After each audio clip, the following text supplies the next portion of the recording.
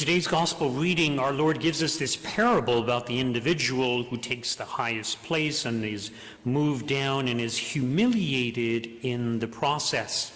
Now, we might think to ourselves, well, that will never happen to me, so I don't need to worry about this parable. In other words, we're wise enough, we're smart enough not to know that we should sit in the high position.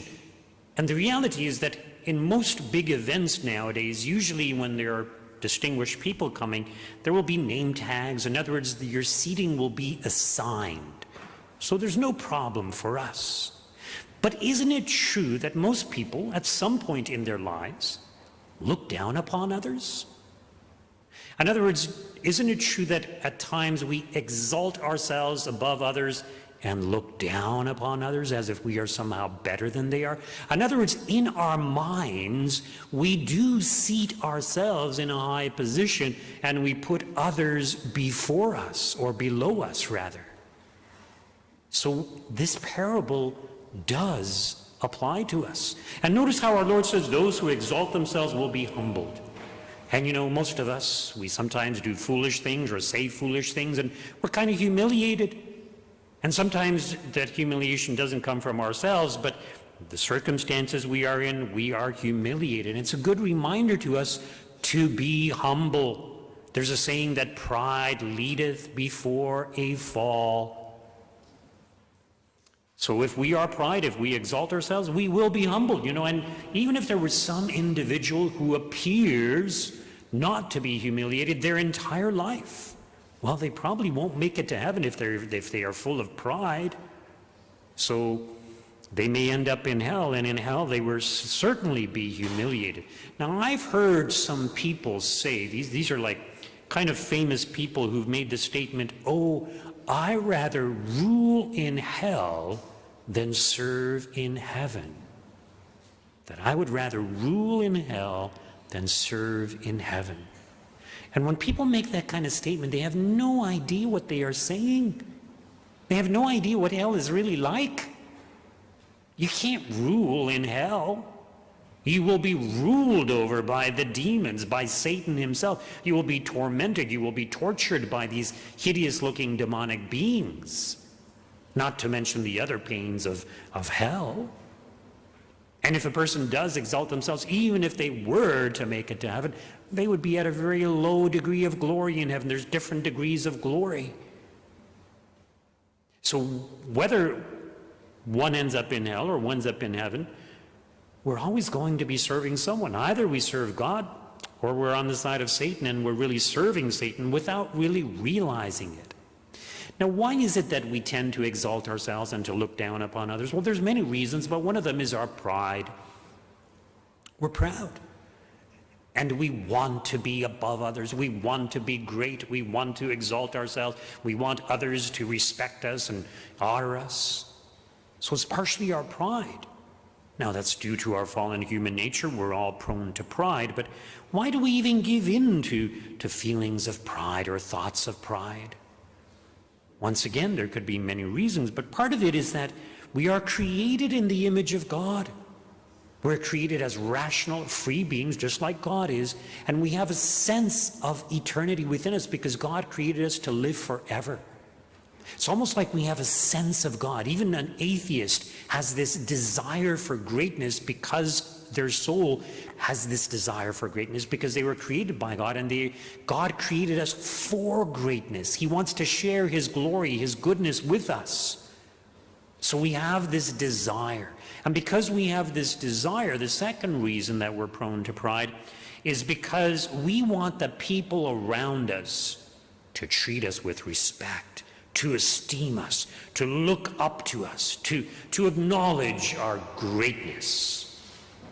And often when they don't, we think that we can attain this kind of respect by becoming wealthy or becoming powerful, ruling over others. But no, that doesn't make us great. What does it mean for a human being to be truly great? You know, there have been some great historical figures in the past, some inventors, some conquerors, some kings or whatever. But what is true greatness for a human being? You know, when we think of the world around us, the plants, the animals, It's interesting to note that all the plants and animals, they attain the purpose for which they were created. If you plant an acorn, it will grow into an oak tree. And if it receives the right nourishment, sunlight, moisture or water, the minerals from the soil, if it has the right conditions, it will grow into a great oak tree. It attains the purpose for which it was created. Now, sometimes when these plants, for example, are deprived of sunlight or certain minerals, they may not develop as they are required to. That's true. Or the way they were intended to by God. That's true. And there's an important lesson there for all of us. We too need certain kinds of nourishment in order to be able to attain to the purpose that we were created for. In other words, to be fully human. What does it mean to be fully human, to attain to our greatest potential, the thing that makes us the most happy, the most fulfilled, and in fact the most respected? Notice how I said that the animal kingdom, the plants, the flowers, the trees and animals, they all attain to the purpose which God intended for them. As human beings, we do not. Most of us do not. And the reason is because we have free choice. We must cooperate with God and live our lives the way that God calls us to. But just like the plant needs to be nourished, we need to be nourished spiritually through our life of prayer, spiritual reading, knowledge and understanding of our faith, to be nourished by the sacraments, especially by Holy Communion. And only then can we attain to our highest calling. So what is this highest calling? What does it mean to be fully human, to attain to our greatest potential? To love.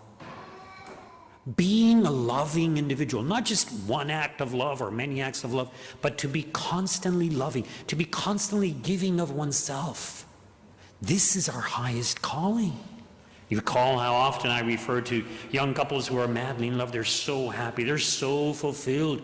They are esteemed by their beloved. They are honored by their beloved. But they focus on loving their beloved, giving of themselves for their beloved. And this is what makes them happy. It's got to be both those things. So yes, there are some great historical figures, but the greatest historical figures are the saints. Think, for example, of Mother Teresa of Calcutta, Saint Teresa of Calcutta. She was just a little tiny lady, very short. She was a religious nun, and so she lived in poverty. She only had 2 articles of clothing, her habit. She had 2 habits. When one was being washed, she would wear the other one. In other words, she lived in extreme poverty. She had no possessions. She wasn't a great speaker. She wasn't a great individual.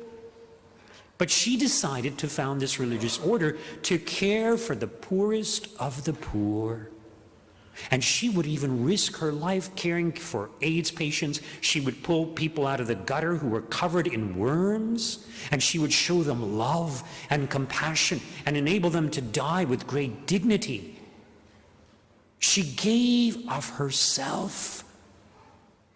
And because she gave so much of herself, when she died, at her funeral, there were dignitaries from all around the world to honor her. And who knows how many thousands attended her funeral, and how many millions probably watched her funeral on TV. In other words, there is an individual who attained to the highest degree of greatness as a human being. She was fully human because she was full of love. And at the funeral, or I can't remember, I think it was John Paul II maybe at that time, but he made the statement that it is far more blessed to give than to receive. And when we are filled with pride, we are also self-centered and selfish. And we want to be served by others. We want things for ourselves. We want possessions. We want power. Even the individual who says they would rather rule in hell, what are they really saying? They want to have power. They want to be above others. They want to be able to look down and control others. This is what they want. So it is much more blessed to give than to receive. And it is in giving that we practice love. But in order to be able to practice love, we must have true compassion, true charity for our neighbor. And this is why we need to be humble. Pride is an obstacle to our ability to practice charity. Pride causes us to think about ourselves only, to exalt ourselves. When a person is truly humble, they see others as their equal or as someone greater than themselves.